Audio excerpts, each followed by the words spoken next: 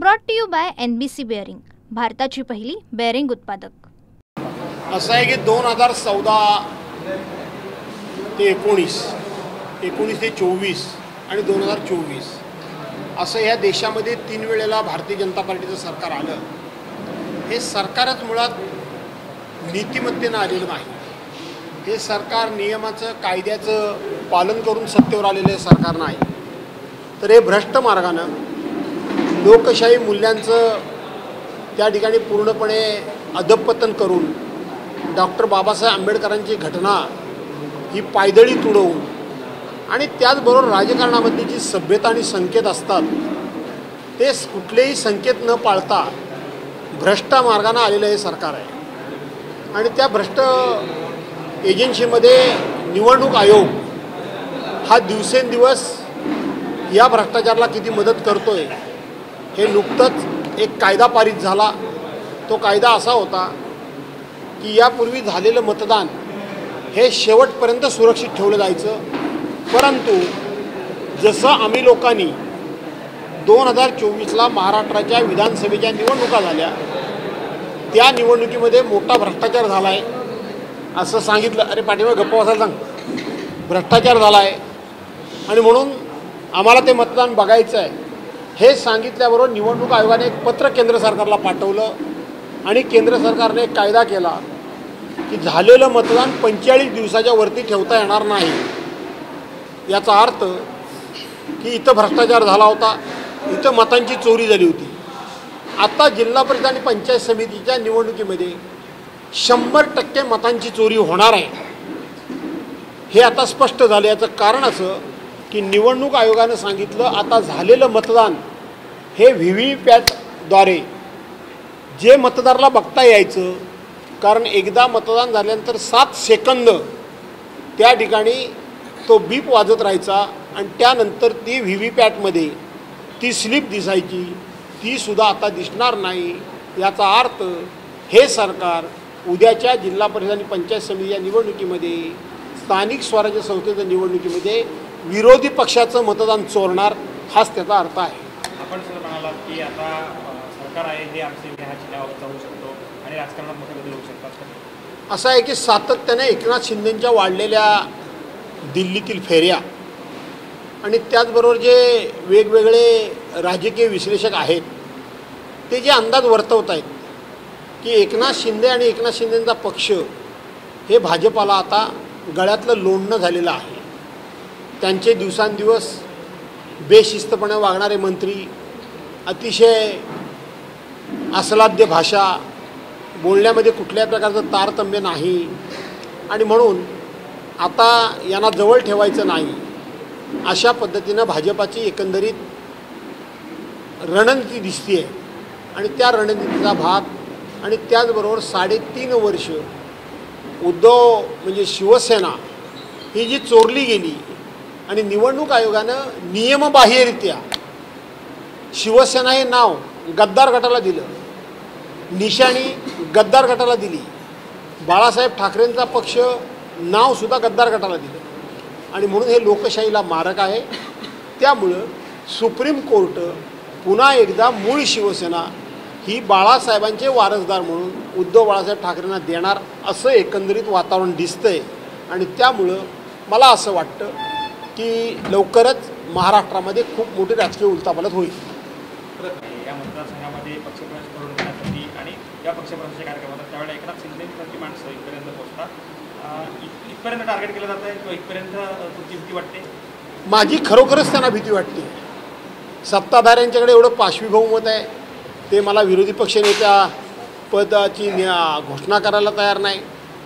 ते माझा ठाई निधी अडवण्याचा प्रयत्न करत आहेत, ते ठाई मला त्रास देत आहेत, परंतु ह्या सगळ्यातून माझ्यावर काही परिणाम होत नाही आहे। मी बिलकुल तसूभर देखील या ठिकाणी ढळलेला नाही, यत्किंची ती मनातून सुद्धा घाबरलेला नाही आणि म्हणून त्या पक्षप्रवेशाकरता 27 तारखेला किती मंत्री आले होते? स्वतः एकनाथराव शिंदे उपमुख्यमंत्री, परत पालकमंत्री उदय सामंत आणि तिसरे महाडचे ओम भट स्वाहा, भरत गोगावले हे आले होते, दुसरे ते बामवाले बामदास छमछम ते काय आले नव्हते, त्यांना नको सांगितलं. ते काही आले तर ते मला एक सांगायचं राहिलं. त्यांनी उलट 2-3 सभा घेतली असतं तर 20,000 मतं माझी वाढली असती. काय त्यांनी छमछम केलं असतं ना. तर त्यामुळे त्यांना यावं लागतं. पण तुम्ही आता बघितलं, नुसता मी एकटा येणार, परवांच्या सभेपेक्षा 4 पट गर्दी तर मीच कबूलच कराल, इतकी गर्दी होते. याचा अर्थ त्यांना माझी अडचण वाटतेच की आम्ही एवढे मोठे माणसं असताना एवढेच फक्त, आणि करोड रुपये खर्च केलेत परवाच्या पक्षप्रवेशाकरता. करोडो रुपये खर्च. जेव्हा मी गावागावात फिरलो तेव्हा मला अनेकांनी सांगितलं की आमच्याकडे एवढे पैसे आले होते, एवढे पैसे आले होते, एवढे पैसे आले होते. आणि पैसा ही अशी गोष्ट आहे, एका माणसानं नाकारलं तर दुसरा गपचूप काळोखातून घ्यायला तयारच असतो. त्यामुळं या ठिकाणी प्रचंड पैशाचा वापर झाला, परंतु लोकांना लवकरच झालेल्या गोष्टीचा पश्चाताप होईल. आणि आजची उपस्थिती तुम्ही बघितली, परवांच्या दिवशी यांची नावं जाहीर केली, ते आज बहुसंख्य लोक माझ्या इथं उपस्थित होते. त्यामुळं मला घाबरण्याचं काही कारण नाही. साखरेकरी मार्गी लागावं म्हणून तर साखरेकरची लोक गेली नसावी, पक्षप्रवेश केलेला असेल. असं आहे की साखरे आगरचा जेटीचा जो प्रश्न आहे तो रखडलेला आहे, ही गोष्ट खरीच आहे. तो मार्गी लागण्याकरता जर गेले असतील आणि तो मार्गी लागला तर मला आनंदच होईल, मला वाईट नाही वाटणार. कारण 2012 साली मी ती जेटी मंजूर केली. पण त्याच्या अगोदर हे लोक गेले 50 वर्षे ज्या पक्षाबरोबर होते त्यांनी काय केलं? त्यांनी काहीच केलं नाही. किंबहुना ती जेटी मी मंजूर केली आणि म्हणून जे सत्ताधारी पक्ष जो आहे तो ते अडवतोय.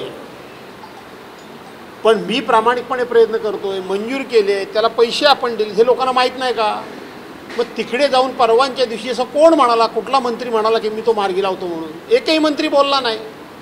त्यामुळं साखरे अगरवाल्यांचा जर जेटीचा प्रश्न मार्गी लागत असेल तर मला आनंद वाटेल, मला वाईट वाटणार नाही. परंतु तो माझ्याशिवाय मार्गी लागणार नाही, एवढंच तुम्हाला शेवटची टिप्पणी करून देतो. पण साहेब, एकाच कुटुंबातले जे माणसांना मृत्यू झालेले आहे आणि आपण वारंवार असा मुद्दा दिला आहे, तरी सुद्धा त्याचा प्रश्न मार्गी लागत नाही आहे आणि वारंवार आपण हे बोलतोय, कधी लागेल हा मार्ग लागू शकतो वाटतं? नाही, मला लोकांची कीव येते. मी सातत्यानं आवाज उठवतोय की एवढी एवढी माणसं मेली, अरे त्यांना काहीतरी सरकारी मदत करा. आणि तुम्ही दुनियेला मदत करता, ते मदत करत नाहीत. ती गावाच्या गावं त्यांच्या पक्षात जात आहेत. जे मदत करत नाहीत त्यांच्या सत्तेमध्ये जात आहेत. कोणाकरता भांडायचं? याचा अर्थ मी भांडत राहिलो ही माझी चूक आहे असंच मला वाटतं. आणि म्हणून मेली माणसं ती आमची मेली, तुमचं काय मेलं, तुमचं काय गेलं, अशी तर लोकांची भावना झाली नाही ना. असं वाटावं, असं एकंदरीत हे चित्र आहे. त्यामुळं मी भांडत होतो ही माझी चूक होती असं म्हणावं. जिल्हा नियोजनच्या निधीवरून त्याबद्दल आपलं काय? असं आहे की विरोधकांना निधी दिला जात नाही म्हणून कोण भांडतोय का? जे कोणी म्हणताय तुम्ही भांडतायत, मला माहीत नाही कोणते, पण जे कोणी भांडतायत ते विरोधकांना निधी दिला जात नाही म्हणून भांडतायत का? नाही ना. ते वैयक्तिक स्वार्थाकरता भांडतायत.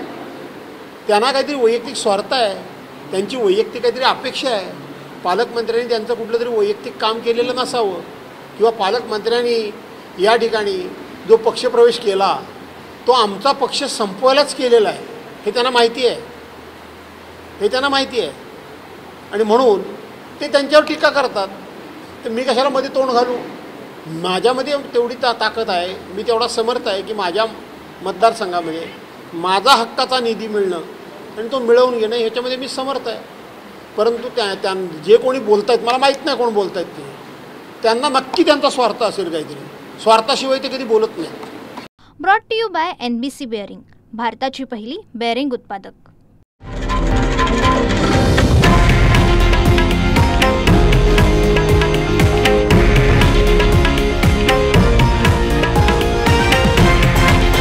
हे आहे देशातील नंबर 1 न्यूज नेटवर्क आणि आपण पाहत आहात TV9 मराठी, एकमेव.